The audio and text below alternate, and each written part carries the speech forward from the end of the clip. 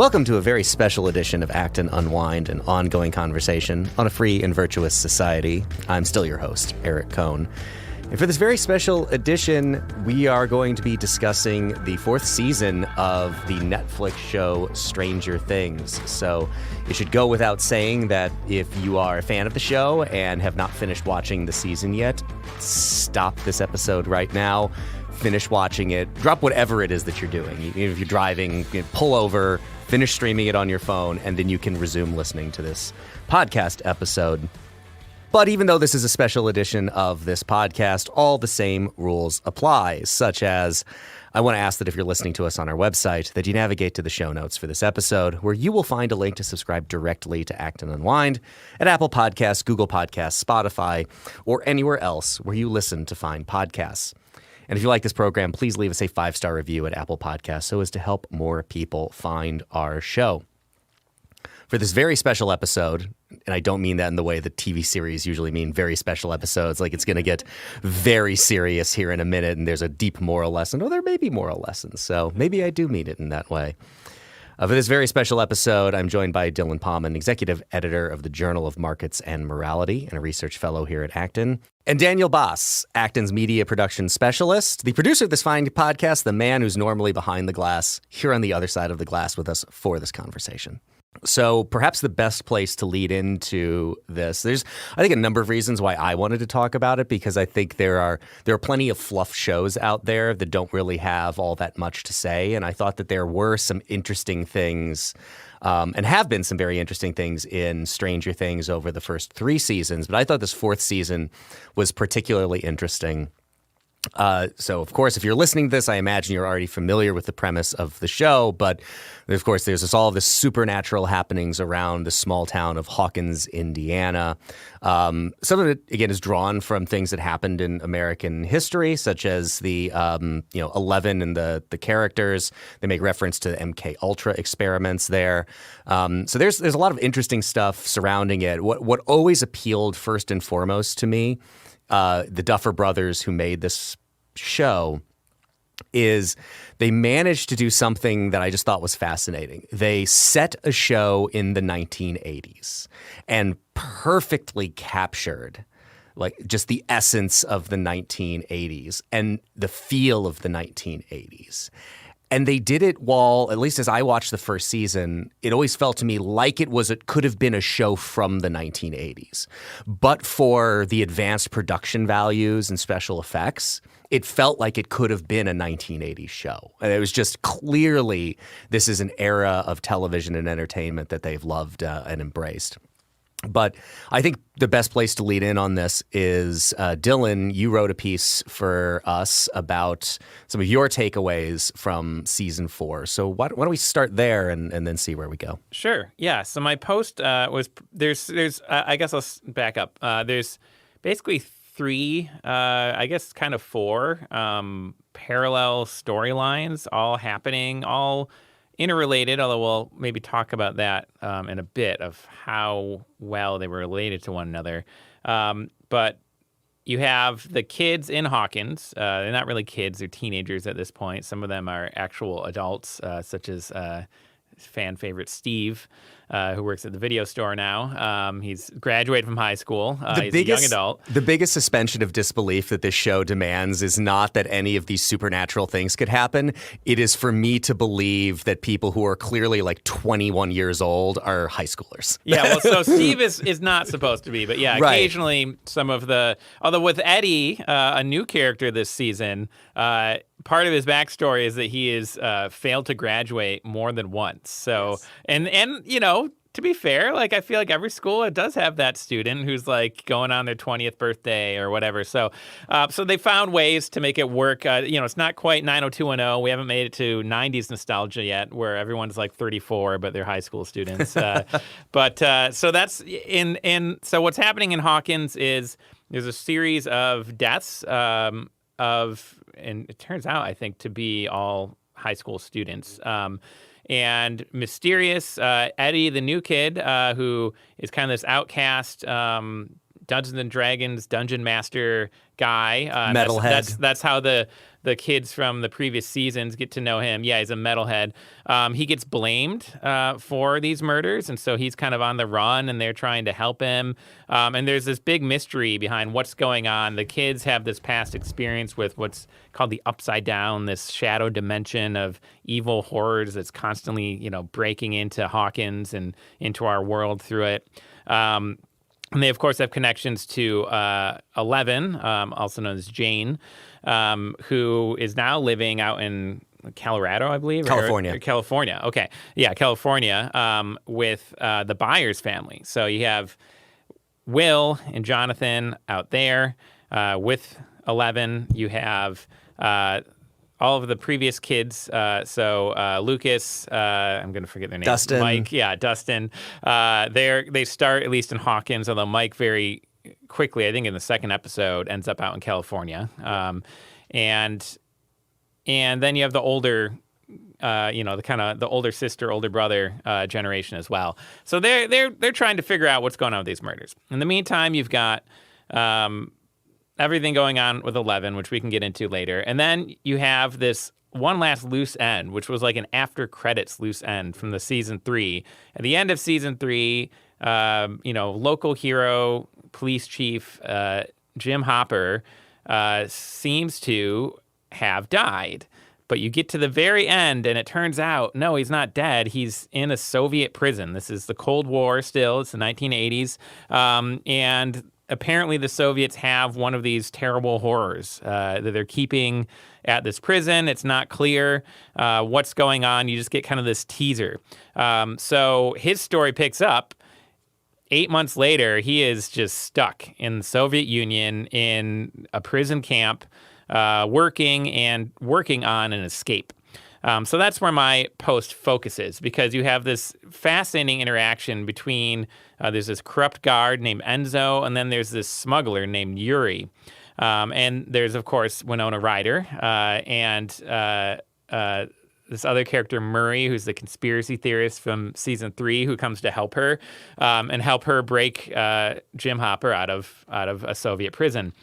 And it's great. It's one of my. It could have been a standalone show or movie on its own. I feel like David Harbour, who plays Jim Hopper, has like an amazing sort of like Harrison Ford / Nick Nolte sort of combo that I mentioned. Like he has this harrowing escape at one point, and he's like riding a snowmobile and jumping over blowing up sheds and whatever. And he gets away, but then he gets captured, and then now he's Nick Nolte, and he gets like the tar kicked out of him, and he wakes up, not hungover, but still wakes up in a very bad way the next day. But he does it perfectly, and it's so great to watch. And in the midst of it, you have this Yuri. And Yuri has, as a smuggler, he has a storehouse, a warehouse, which is an abandoned Orthodox church, which as an Orthodox Christian especially struck me, but certainly I think any religious person would be struck by that you have this church that's been closed down. And the story, for those who don't know, is that the Soviets were not very friendly towards religion in general, and especially the Russian Orthodox Church. And so this is a church that can probably pretty safely be assumed was just forcibly shut down by the government, abandoned, and this smuggler is using it as a storehouse. So Yuri has all of his stuff there, and he's supposed to be the one getting Winona Ryder and Murray. Sorry, I'm using an actor name and a character name into the Soviet Union to get Chief Hopper and get him out. But it turns out he double crosses them because he's like, you know what? I can get more money if I just tell the prison warden that the guard is corrupt and that the prisoner's going to escape, and then I can bring these Americans who are wanted by the KGB for everything that happened in the previous season. I can just bring them to Russia and bring them to the KGB, and they're going to give me even more money. So he double crosses them, and they have this confrontation where Winona Ryder is appealing to him, saying, "It's Joyce, if you want to jump into the character." Sorry, thank you. Joyce is appealing to him. I'm very bad with the names, so occasionally that'll happen. Joyce is appealing to him, saying, Yuri, I have 3 kids. I have a family. You have to help me out. And he says, you know what? Yuri has a family too. And it's this really interesting microcosm of the problem Adam Smith pointed out, that if you're trying to make an exchange with someone, it generally doesn't work to say, woe is me, I need to feed my family. Instead, you need to appeal to them. And what do they need? And Joyce doesn't do a good job doing that, but thankfully Murray knows karate, and they managed to kind of get the upper hand and crash land the plane. But you see really what happens when you break down the religious core of a society that was providing a lot of moral integrity and instruction for people. And you break down just basic free exchange and contracts and rule of law. You have enterprising people are still there, but they're forced into black markets. And so Yuri ends up willing to compromise in all sorts of moral ways, simply because he has a family too. And so I found that to be the most, at least, Acton applicable storyline, and the most interesting, and that he does have kind of a redemption towards the end. That Enzo really confronts him about, he used to be a war hero. He was a general, or something like that. And he says, where'd that guy go? Why are you acting such a coward now? Everybody needs your help. You have a role to play too. There's a supernatural horror that's breaking out in Russia, and it's happening in America, and maybe we can do something to help. And so he really challenges him and shames him and appeals to a sort of higher virtue. And that's the way he kind of transcends, the dilemma of not really having much to exchange. Yeah, I thought one of the interesting things, John Podhoretz pointed this out, is just how clearly anti-communist this show is. Like, there is no gray area that's being painted about the leadership of the Soviet Union, the apparatus of the Soviet Union. I think there's always, in the same way we make this point about when we talk about the difference between the Chinese people and the Chinese Communist Party, there is that differentiation to be made. But there is just no moral gray area about that. And I found that somewhat fascinating, especially when we're living in a media world right now where, there's no villain that we don't believe deserves a backstory that makes you feel sympathetic for them. And in some sense, I understand that impulse that you say, in the real world, these things are often not as simple as they tend to be presented in media. But it is storytelling. It is entertainment. It is okay for Cruella de Vil to just be a bad person. Yeah. To not have to have this, how did she become that? It's like this good person who's wronged. And you don't always have to have it end up that way. So I thought that the clear anti-communism was very interesting, and the point that you made as well about the Orthodox Church just as becoming the place where the smuggler is hiding things, just that clear symbolism of the godlessness of the Soviet Union, I thought was a very, very clear and clever way of driving that home. Well, and your point about the villain. This clear delineation with the Russians, it stands in stark contrast to Top Gun Maverick that just came out, where there's this nameless, faceless nationality that is the villain, and it's the Chinese. It's so well defined in Stranger Things. I think that's, to your point, it's very important.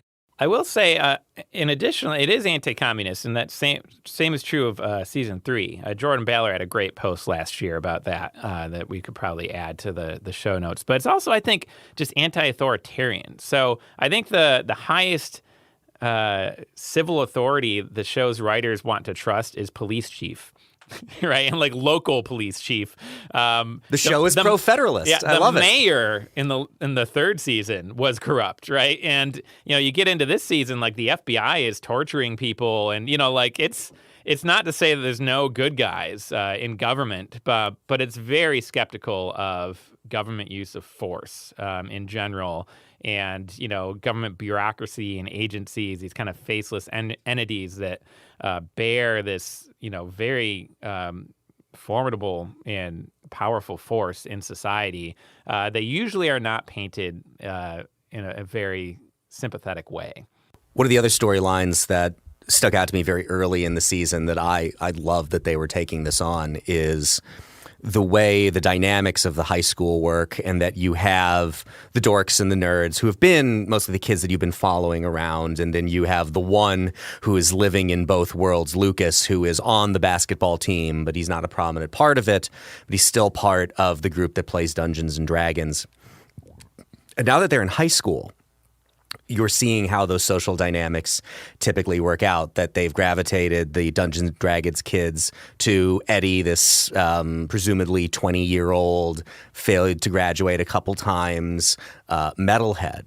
And the cool kids, the athletes, the jocks, you see them moving in this direction of, they are absolutely going to bring up the Satanic Panic from the 1980s. Mm-hmm. I thought that was interesting and relevant to our current circumstances, because there's this, I reference this book all the time, this But What If We're Wrong by Chuck Klosterman, trying to get us to look at the present the way that we look at the past.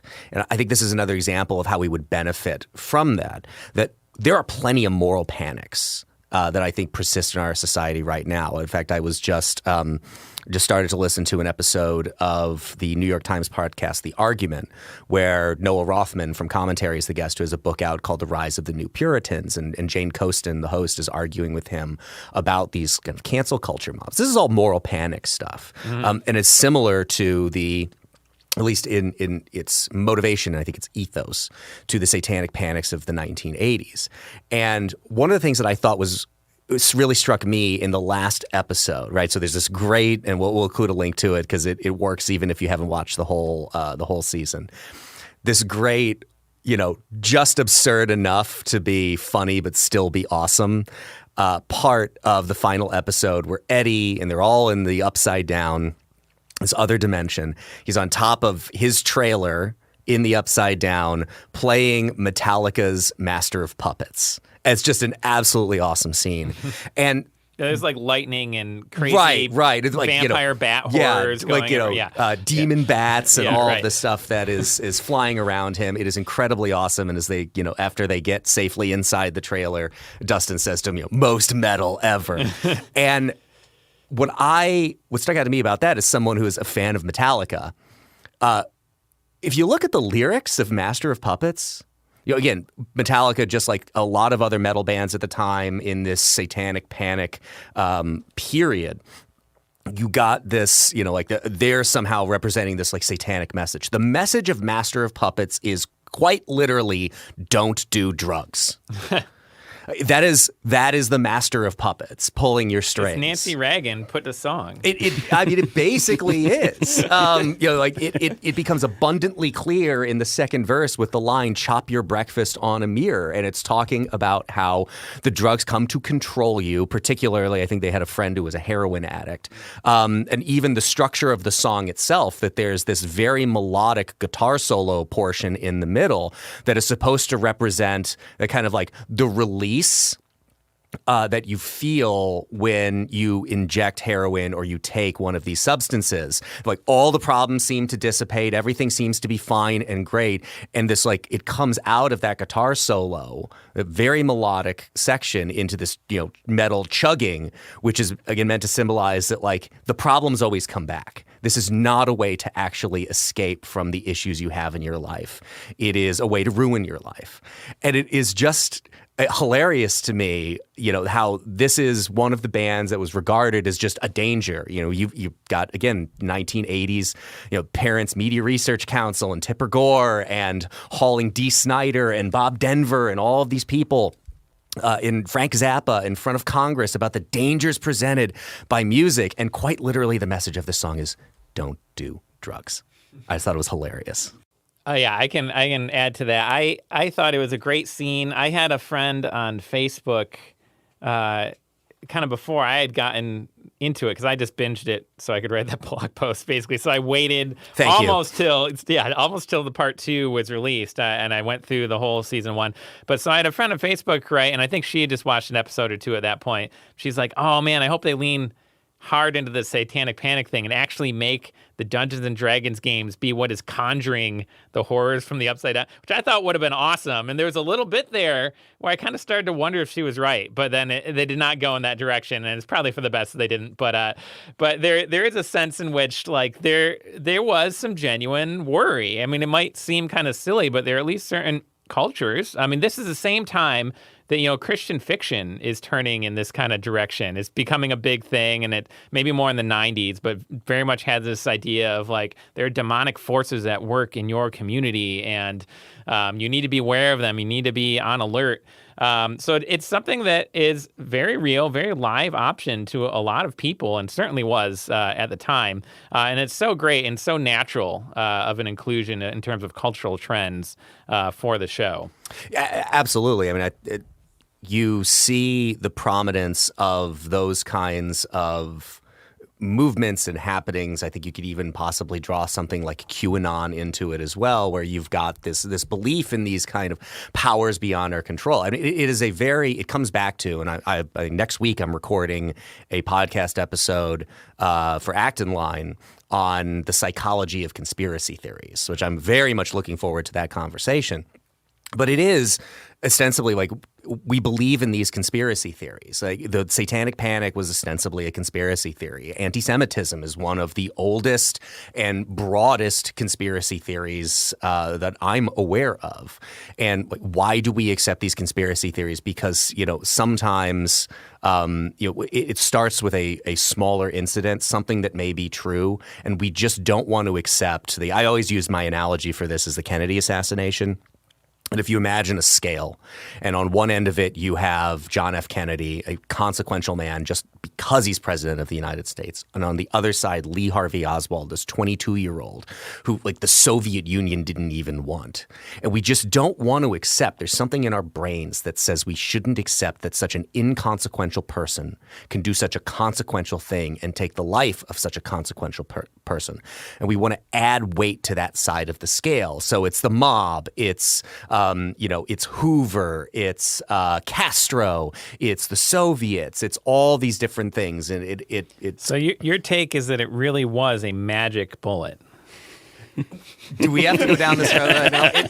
If you look at the actual ballistics of it, the case of the magic bullet that was presented by Jim Garrison is inaccurate because where he has the positioning of John Connolly in the car is incorrect. He was seated a little bit in and a little bit lower, so the trajectory actually does line up. There is no magic bullet. You heard it here first, folks. One does not have to accept all of that. And again, there's something too about storytelling in all of this that makes it compelling. JFK by Oliver Stone is an incredible movie. It's a fantastic movie. It's all garbage. Jim Garrison, played by Kevin Costner, is not a good person. He persecutes the wrong person, probably because he's a homosexual, saying that he was involved in the Kennedy assassination. It is the power, though, of storytelling that it is such a captivating movie. Now, we are a little digressing I can circle back point. here. So in defense of the conspiracy theorists, it is important to remember that there are real conspiracies sometimes, right? So, Watergate happened. There was a secret war in Laos. These things occasionally are real. But I personally am just not quick to jump to that conclusion. So if anything, I err on the side of just kind of brushing that sort of thing aside. But I will say, in terms of the Satanic Panic side of this, sure, they didn't quite go down that road as my Facebook friend had suggested.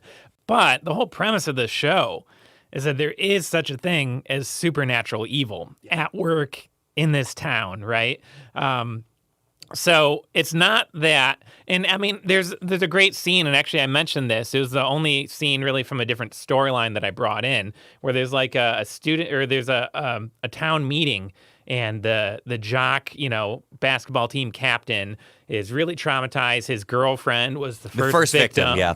And one of the other players, and so he's trying to figure it out, and he, of course, thinks Eddie Munson is part of some kind of cult because the kids who play D&D call themselves the Hellfire Club, and so he's trying to find him and take him out, and he quotes Romans, and he says, "Do not be overcome by evil, but overcome evil with good." And for him, that means go get a gun and hunt down the nerd, which is a terrible misappropriation of a verse that I think would be great to explore in this context, that there is such a thing as evil. And that's important, and not just evil of circumstance or evil of social structures. Those are very real things as well, or evil of bad choices. But there are evil forces from a traditional Christian point of view. doesn't mean that all evil should be reduced to them. In fact, that's a very huge error and something people should avoid. But it's also something that we shouldn't just push away, as the knee-jerk kind of modern scientific impulse wants us to be aware that sometimes things are a bit darker than we are comfortable with. And that's something I think the show does a great job drawing out, even in misguided sort of ways. Well, and the speech that Jason gives is it's really a sermon in a way, and it plays on what the townspeople's fears and that sort of conspiratorial nature of what's going on. And it is supernatural. It's just not the supernatural that they think it is. And I think that just plays it up even more and brings the town together in a frenzy. Yeah, definitely. I love that, from the first episode, he is like the rah-rah, basketball captain who can give that speech. In fact, he even references a speech he gave in the pep rally where he's giving a speech, right? How he can give that speech to the team. Sounds like the Obama presidency. Yeah, right. Get him back on pumped up and ready to go and focused. And then he's constantly he's a bit one-dimensional, but gloriously so in terms of how consistent he is always filling that role and trying to rally people to his cause. And unfortunately in a very misguided way as the season plays out. But yeah, and it is kind of a sermon. He's quoting, it's a small town. Basketball and the Bible are things that go together, especially in Indiana, towns in America today. Not to mention in the 1980s, right? That might be a weird cultural quirk almost anywhere else in the world, but it is not in the United States, and it's something they've done very well. Just drawing all these different threads from the 80s, from 80s pop culture, from 80s cinema. And, the first season was very kind of Stand By Me meets E.T. meets, some kind of Stephen King horror flick or something. Well, and I think this season is so clearly inspired by 80s horror. To the point where you get, the one episode where you finally meet, this supposed insane psychotic serial killer who killed his whole family that they think may be the genesis of what is going on in Hawkins. And you finally meet this character, and he's played by Robert Englund, who, of course, is the actor that plays Freddy Krueger in the Nightmare on Elm Street films. And one of the great parts about it, too, is you have to be very much into that culture to know that, because Robert Englund plays it under a whole lot of prosthetics. So it's not as if it's just obvious that that's Freddy Krueger. It is a great draw. And I think I had been playing a game with my wife Becca as we watched, especially the last couple episodes, trying to catch all the different movie references that they were making in the production of it. There's one where these two opposing U.S. military forces, they do a raid on this facility, I think it's in Nevada, and the setup of it is just almost purely ripped out of the very beginning of Star Wars: A New Hope. It is, these stormtroopers coming through before Vader enters. You can just see the inspirations for what was in the cultural ethos at that time that has all been put into this show, which is, again, I think was the first reason why I loved it. But to go back to what Daniel was saying, what I like too is we think in a society now, especially the people who are consuming this as a program, that have lost I think a sense of the mysticism about things that are supernatural. I think we see this in declining religiosity. It is interesting that this show is presenting it so much in the way that you described with this. He's giving the sermon and he's giving a supernatural explanation that's just a different one than the one that actually exists in the show. It is a TV show. Right. But nonetheless, that it is at a time where we have become so quote unquote scientific, or scientismific, I think would probably be the better word. If that is a word, I don't think it is. I may have just created it. This and more empirical, that anything that we can't verify, that we don't believe. We've talked about this on the main episodes of Acton Unwind with regard to some of these absolutely horrific mass shootings, that we've lost some of the vocabulary to be able to talk about this, because there's a reticence generally, I think, to describe things like that just as evil. even though I think that is a perfectly apt description for a lot of these actions. Because we've lost that moral vocabulary, we have a harder time talking about them and making sense of them because we want a reason. We want a reason why these things happen, one that we can wrap our brains around, one that we can grasp, one that we can feel, that we can hold on to. And we don't have that in a lot of these situations because we've rejected any explanation beyond the empirical. So I have a question related, I think, but a question for you guys. It's more of a general question, but I think it'll get us arguing and we'll tie into this sort of stuff. But just what did you think of this season? All of us clearly are fans. We've watched every episode, every season. But what is your helicopter view take of the season compared to others? How would you rate it? How would you criticize it? Are there any flaws as well with this one compared to others, or just in terms of storytelling? You could really see the seams in this season in a way. You had these 4 different storylines going on at the same time. And, maybe some of that had to do with COVID productions, reducing the amount of actors on set, that sort of thing. There's practical considerations to that storytelling. But at the same time, you're spending time with characters that you've come to love over the past 3 seasons. And there's kind of that built-in equity that you've got with those characters. And so it makes those experiences a little bit more tolerable, to me at least. Some may say that the storytelling is slow and you have so much build-up to some big episodes. But I think you need that runway to establish these emotional connections even more. And I think that just makes the back half of the season that much more powerful. Yeah, I think it's the best season since the first. And I do have a very special place for, on some ways, I think the third season is probably the weakest, but it also had the shopping mall and how perfectly it captured shopping malls and the culture around shopping malls was just so perfect that I have that sentimental draw to the third season. But I think it was the best since the first. I think unquestionably the first season of this show is the best season of this show because, again, it was just such a unexpected surprise. My wife had watched it. I was actually on a train, an Amtrak train between St. Louis and Chicago, which is about 5 hours. And I got through about 4.5 episodes of the show. And I think I finished binging the whole thing later that night. I stayed up till 1:30 in the morning to finish watching it because I was just so captivated by it. As someone who grew up on a lot of that 80s popular culture, it just so perfectly tapped into it. But I thought what I really liked about this season, and maybe this is where we can get also into the other part that I really wanted to talk about, the criticisms I would make, I think Daniel is generally right about some of the seams. I think some of that is out of their control. I think the failure, and again, when you make a show like this, you never know if it's going to be popular or not. Rob Long, written for years for National Review, and he was a producer of Cheers. And said, Hollywood always likes to pretend that they know when something's going to be a hit. They have no idea. They've absolutely no idea. If you watch another Netflix series, The Movies That Made Us, you see how many of these movies that are beloved almost didn't get made.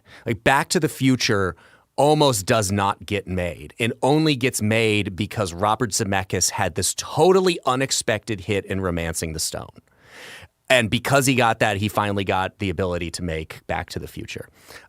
There's so much you just don't know. But one of the failures, in a sense, at least when they knew after the first season was so popular, to plot out and try to record and film as much of the show as they could, kind of like they did with the Harry Potter movies, so that we're dealing with young actors. The aging is so much more noticeable. And as a result, Daniel Craig, they've done how many James Bond movies with Daniel Craig over how long a period of time? It was 2006 when Casino Royale came out. And it's just the difference in his age is just not all that noticeable. But it is with kids. And I think that is one of the only things that really extracted me out of it is especially Lucas's younger sister when she appears. Like, I think she's supposed to still be like, in junior high. It's like, come on. Like, that is the least believable of I think all of them. Yeah. So my take is I did like it. I like all the seasons, but I think it was the weakest season for a variety of reasons. One of which is exactly what Dan mentioned. I think it is so fragmented. They try to tie together these 3 to 4 different stories, and it basically just seems like the real story is what's happening in Hawkins, and the other stuff is just kind of there. Now, thankfully, the other stuff is also enjoyable, so it's not like all bad. Like I wrote my whole post about one of these other basically side stories, but the contribution they were supposedly making, I just wasn't convinced of. And similarly, to get back to Eddie and our discussion of the guitar solo. So he does this as it's him and Dustin providing a distraction for, the other kids who are going to go after this villain who they refer to as Vecna, which is a character from Dungeons and Dragons. Also, formerly a child who was taken in by this, Dr. Brenner. Yeah, Dr. Brenner, who he's the only one manipulated and trained Eleven to use her psychic powers. So, and the only one with, as far as we can tell, naturally occurring supernatural powers. Yeah. So he, they're going after him. 11 finds a way to kind of astral project herself to the situation. That's okay, I suppose, a little bit believable. And her story was very interesting as far as getting her backstory. But so they do this big distraction, right, to get the bats away from everybody, basically. They succeed with this awesome guitar solo. They get back in the trailer and they're like, okay, time to get back to Hawkins, the real Hawkins, outside of the Upside Down. Let's get safe. He hoists Dustin through this hole in the top of the roof, which goes into the top of the roof of the real trailer and the real Hawkins, and he goes back to the real world. And then he says, sorry, man, I got to go be a hero. And then he runs out, and he doesn't even pick up his guitar again. He doesn't, he just kind of runs out there and gets killed by these bats. And I thought I was not sold on that mattering at all. It was just kind of this weird sort of turn where, you already have the implausibility, but it was awesome of the guitar solo, having this amazing effect. But then, you end up with this guy basically wasting his life, as far as I can tell. And this unfortunate trope of the outcast having to sacrifice himself to prove his value. And, this sort of thing where, I don't know, there's, and I mentioned this in my post, they do a good job really giving the atmosphere of supernatural evil. And they have these appeals to natural good, to virtue and that sort of thing. But I don't know that this world of the show has a place for supernatural good. And, if anything, they're trying to fight might with might. And it doesn't work out so well at the end of the season. 11 is basically just trying to be more powerful than Vecna, and it's maybe a draw, though he kind of wins, right? And that's where it leaves it. Maybe season 5 they have some plans, right?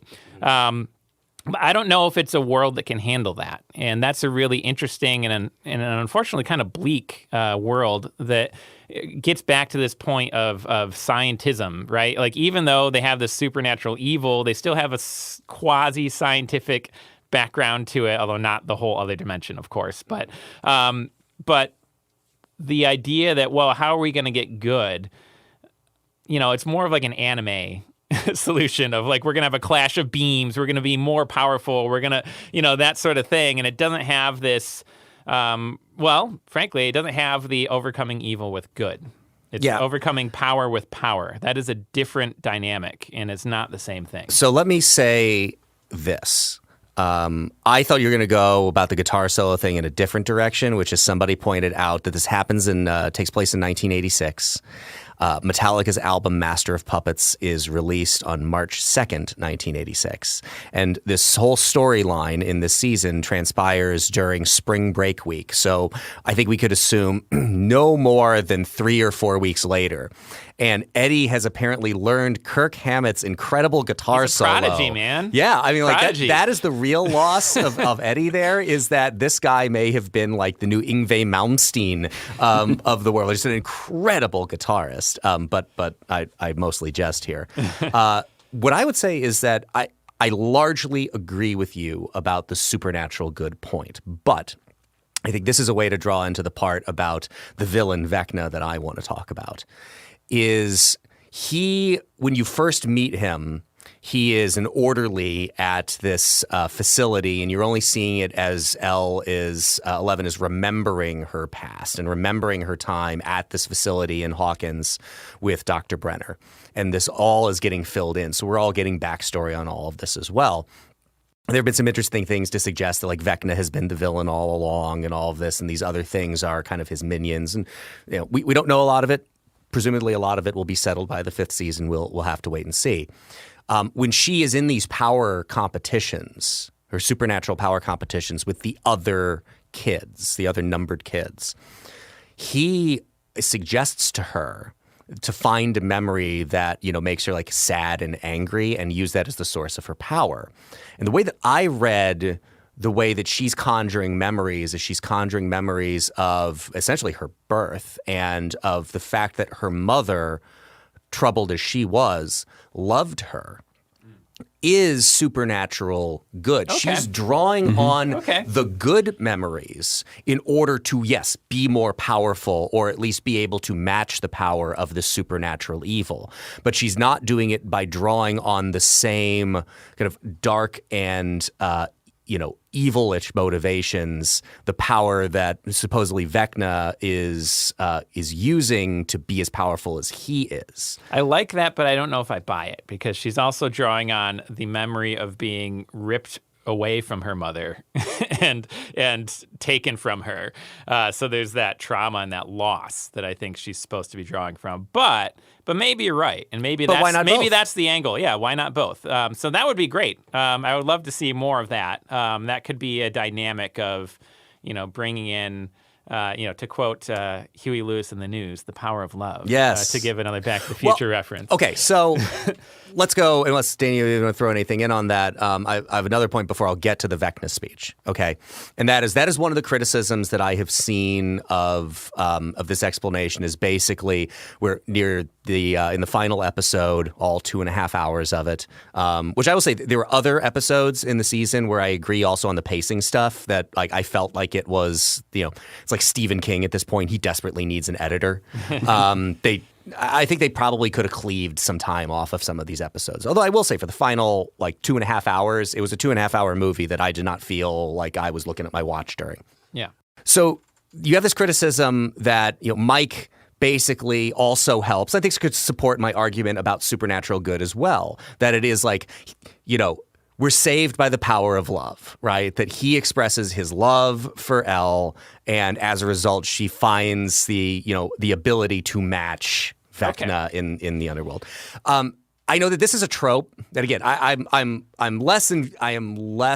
I don't think convinced. they sold it to me though. Fair enough. Maybe they were trying to work it in, but even that storyline.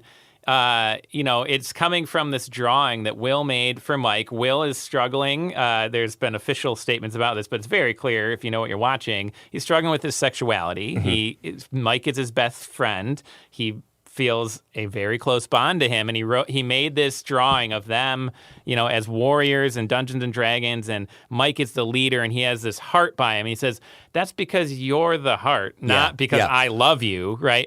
So he's using his own confused affection for Will to prop up Will and Eleven's relationship, and then he's using that to encourage Mike that you need to encourage 11 and she's going to get through it because you're the heart and it's your love and all that sort of thing. But I think the whole point, the background of that is that it's all a lie, right? Like Will is never able to be honest with Mike.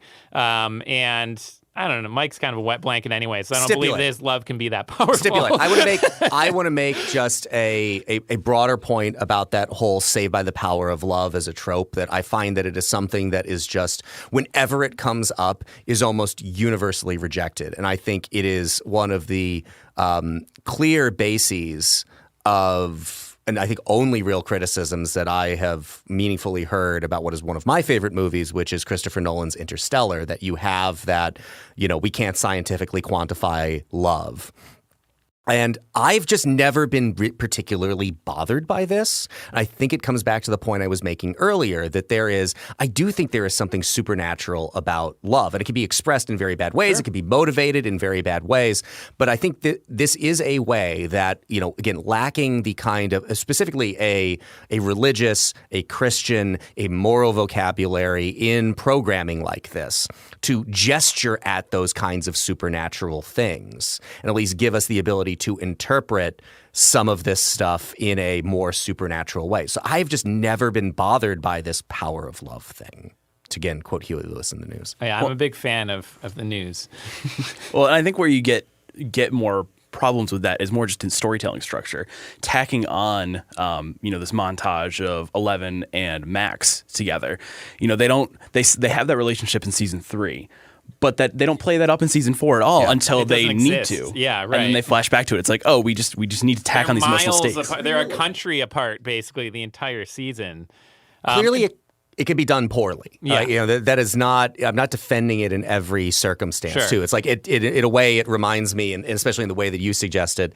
There's a great line in the movie "Thank You for Smoking," where Aaron Eckhart and Rob Lowe are working to try to get cigarettes back in movies. And they're going to do this one in outer space, and one of them makes the point about wouldn't they if they lit a cigarette blow up in a all pure oxygen environment? And Rob Lowe is like, you're probably right.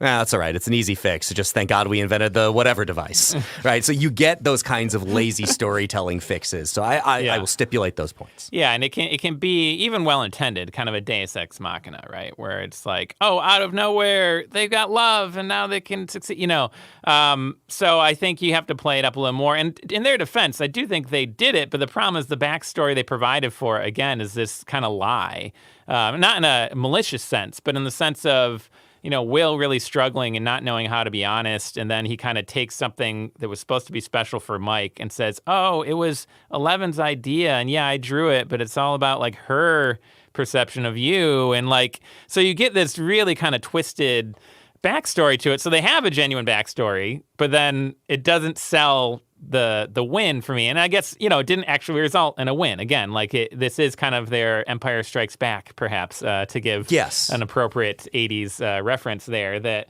this is a time where, the good guys really didn't come out on top. And so... I want to get to, I think as we wrap up here, the one part we've not talked about that I really did want to talk about, and I want to get your thoughts on as well, is I thought one of the best presented segments in this entire season is the very end of the season. I'm sure if you're listening, if you're still listening at this point, I don't need to explain this, but I'm going to explain it anyway. Where the season's divided into 2. You have 7 episodes and then 2 very long episodes. And the end of that 7th episode, this is an example, I think, of something being very well paced, that it ends basically with 20 minutes of just exposition of the villain explaining how we got there, who he is, and what is going on. And I never for a moment felt like it was taking 20 minutes. I thought it was incredibly compelling. And I thought what was compelling is in the way that he talked about humanity. I thought there were a whole bunch of different elements of things that I think we would all here be at Acton critical of in their manifestations in the world. I thought, and again, I'll put it Dylan, you're the philosopher. I'll let you contextualize it in the world of philosophers, and I will put it in the world I know, which is pop culture. There's a little bit of Agent Smith from The Matrix in it. There's a little bit of the Joker from The Dark Knight in it. The Agent Smith being basically human beings are a disease. The Joker part being his Vecna's, the only sane way to live in this world is without rules. That, the rules are the problem. Mm-hmm. And then I think, and this is where I'm open to either of you telling me that I'm way out over my skis in this interpretation of it. I get a little I think the imagery is very clear, and I'm wondering if you think there's anything more to justify it, of Lucifer being cast out of heaven as El sends him into this other dimension, right? So like he is a human. He is one of these. Clearly he has malign intentions. I mean, you see that he's actually the one who killed his entire family, but assumedly, we don't really know his from birth origin story. We just know basically picking up when he was like an 8-year-old boy or something like that. Kind of embracing this evilness, this desire to be more powerful than anyone else around him, to change the rules, to rewrite society, to, it's spiders is the thing that he's obsessed with because they're efficient predators and all of that. But you get I think in his descriptions of humanity, in his understanding of human beings, and then in the imagery of El casting him into this other dimension that, let's be honest, looks like hell, I drew some of that out of it. Am I just way out over my skis in that interpretation? So I hadn't thought of that angle. I definitely think they're at least drawing on some of that, right? But they did a good job, actually, of creating an original character out of, I think, a lot of influences. I will say, though, as you mentioned already, even before Dr. Brenner started experimenting on him, Vecna or One, or I can't remember his real name, he was already kind of evil. Like, he kills his whole family, except for his father, who he frames for it, with his, psychic powers and all that. Henry Creel. Yes. Okay. So Henry is he's sociopathic, right? He has no conscience, and he is just fascinated by what he can do with the powers he has, and he doesn't think about whether it's right or wrong, really, very much. So even his speech, he kind of has a bit of that Agent Smith and some of the other references. But he also, I was reminded, not to say that Rousseau is sociopathic, but I was reminded a little bit of Rousseau's Discourse on Inequality, where basically just everything that is wrong and terrible with the world is because of society and its rules.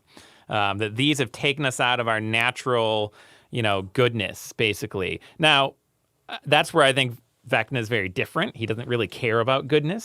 So to give Rousseau some credit, I do think he did, his very weird idea of what that would be. It also reminded me a bit, although not in a technological way, but a bit of maybe an unfair caricature of, but a bit of the transhumanist movement, of this idea that humanity is deficient. Humanity is not to be regarded as having, this innate value just for what it is, but rather it's something that we have to transcend. Or maybe to be a little more fair to the transhumanists, a bit of a Nietzschean Übermensch sort of model. And of course, in his view, he is that Übermensch. He thought maybe 11 could do it with him, but he was like, no, I want to be better than everyone, right? So he has this this understanding of, I'm going to transcend my own humanity, and not in the sense of raising humanity up to greater moral and spiritual heights, but to leave it behind, and to be something categorically different, and to view humanity itself as the problem and something that needs to be overcome or absorbed within his new creation. So there's definitely, maybe if not a Luciferian sort of metaphor, maybe a Antichrist sort of metaphor of him wanting to create the world in his own image, or recreate the world in his own image, and demand everyone else be subject to him. Yeah, like Dylan, I hadn't really considered the Lucifer imagery, but I think that is very apt. I think the strength of Vecna is something that we haven't had too much in the show so far, is this sort of evil personified. The Mind Flayer has, as kind of this overall big bad previously, was just kind of this construct. The closest we got was Billy kind of embodying that at the end of one of the episodes in season 3. And that's just a great scene. But you need to have those stakes, those human stakes. And we see when Vecna gets cast into what is presumably the pre-upside down world, it hasn't turned red and all of that yet. It's orange. He meets this sort of seemingly greater evil that is the Mind Flayer. But that doesn't matter because, he is this character that we can latch onto, that we can clearly see his motivations. And I think that's hugely important for the story and makes, this exposition scene all that much more important and sort of not a slog to get through like so many exposition scenes in shows and movies can be.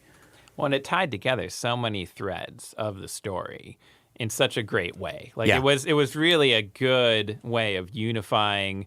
Despite, the problems I think there are with the fragmentation of the story, it really did draw a lot of it together in a very satisfying way. Setups and payoffs. And and from a production standpoint as well, like I said, it is to do like 5 minutes of exposition can seem like it's taking forever, and they did this over 20 minutes, and I was compelled the entire time. And perhaps we should wrap up here, because we have been self-indulgent now for almost an hour talking about this show. But I will end with a criticism, which is at the very end of that great 20 minutes, you see Henry 1 becoming Vecna, becoming scarred. You see him in like the current time, like the time that the show has actually been set in 1986, in the Upside Down, and you have the zoom in to the tattoo of 001 on his wrist,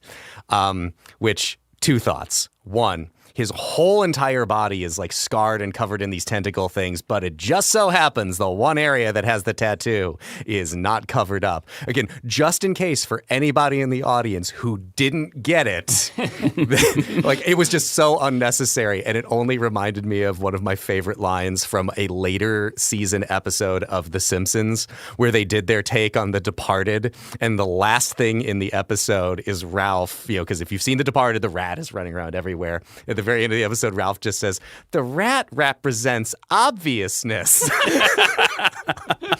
I thought that was the rat in Departed. But nonetheless, I think we all really enjoy the show, and hopefully we'll all be back with you in we don't know how much time to talk about the 5th season of the show, which I'm told makes a time jump to the 1990s, which is great for at least for 2 reasons. One, start to get some really great 90s culture in there. Can't wait to see, for a show that's worked music in so wonderfully, like brought Kate Bush and Metallica back on the charts. To work in some Nirvana in there would be absolutely fantastic, and will perhaps allow me to a little bit more believe the ages of the kids in the show correspond with how old they're actually supposed to be. But we will call it a wrap there.